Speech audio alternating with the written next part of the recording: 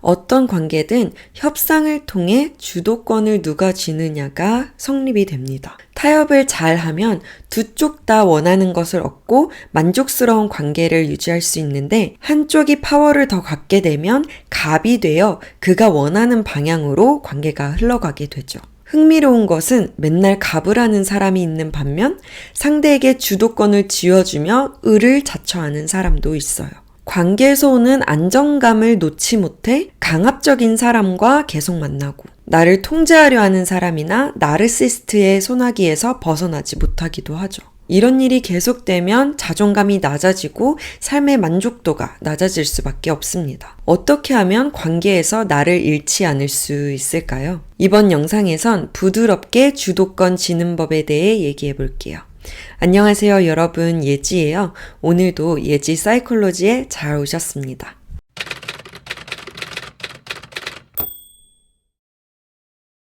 첫 번째, 나의 소통 스타일 파악하기입니다. 대개 관계에서 주도권의 문제는 소통하는 스타일로 결정이 됩니다. 을을 자처하는 사람들의 특징은 나의 욕구보단 다른 사람의 욕구를 먼저 둬요.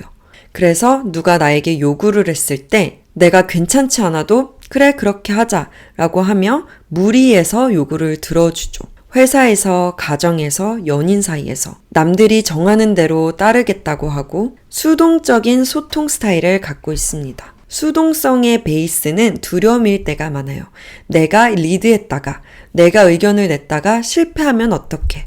이런 자신감이 없는 데서 나오죠. 남이 총대를 매게 하는 겁니다. 그런데 수동성의 문제는 나의 감정과 의견은 별로 중요하지 않다는 메시지를 전달한다는 것입니다. 내가 나를 만만하게 만드는 거죠. 그래서 매사에 내가 원하지 않는 방향으로 흘러가게 되고 내 삶의 주인공이 타인이 돼버립니다. 그래서 수동적인 사람들은 속에 쌓인 화가 많고 피해의식을 느끼기도 합니다. 수동성의 반대는 공격성인데요. 공격적인 사람들은 다른 사람의 의견과 감정은 별로 존중하지 않습니다. 나의 욕구가 먼저예요. 그래서 본인이 원하는 것을 얻기 위해 수치심을 느끼게 하고 강요하고 협박하는 소통 스타일을 사용합니다. 섣불리 판단하고 누구를 탓하는 경향이 있고 그래서 사람들이 대화하기를 좀 주저하고 이런 사람들을 피하게 되죠.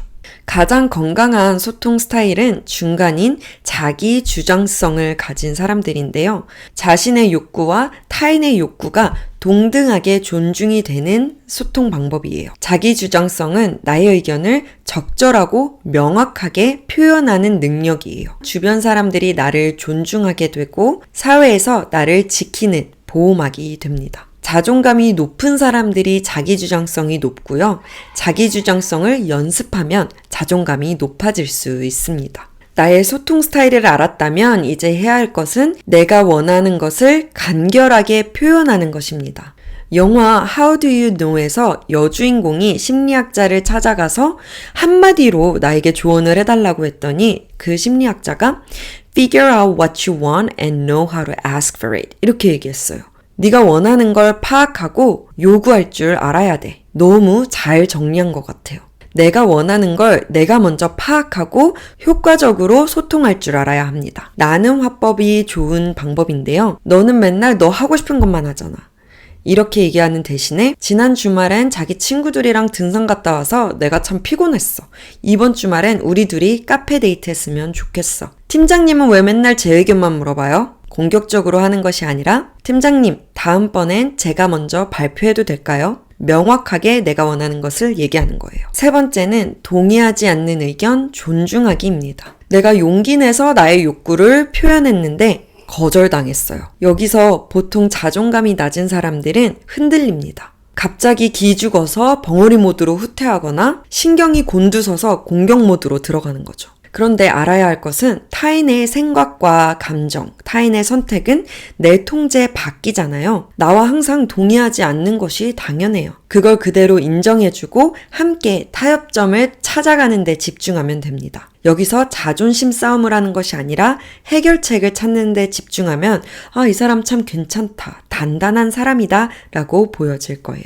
네 번째, 나를 존중하지 않는 사람과 거리두기. 나의 의견도 표현했고 그 사람의 의견도 존중해주고 이제 해결책을 찾아가려고 하는데 자기 주장만 계속하고 나에게 그걸 강요해요. 맘대로 안 될 때 나를 공격해요.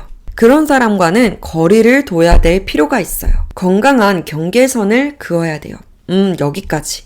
주말에는 연락을 받지 않는 것일 수도 있고 갑자기 나오랄 때 안 나가는 것일 수도 있겠죠. 회의 중에 언성이 높아진다고 그 의견을 들어주지 않는 것일 수도 있어요. 이렇게 나를 지킬 줄 알아야 나의 주변 사람들도 지킬 수 있습니다. 예를 들어 결혼을 했는데 우리 부모님이 우리 부부에게 무리가 많이 되는 요구를 해요. 근데 내가 적절하게 선을 못 그으면 나는 물론이고 나의 배우자까지 고생을 하겠죠. 아빠가 돈을 빌려달라는 친구의 요구를 계속해서 들어줘. 거절을 못해서. 그럼 온 가족이 같이 피해를 보겠죠. 내가 나를 지켜야 나에게 소중한 것까지 지킬 수 있다는 걸 기억하세요. 이번 영상에선 자기 주도성의 중요성과 주도권을 가져올 수 있는 방법들에 대해 얘기해봤는데요. 주도권 관련된 경험담이 있으시면 댓글로 공유해 주셔도 좋고요. 궁금한 점 있으시면 알려주세요. 그럼 전 다음 영상에서 뵐게요. 안녕!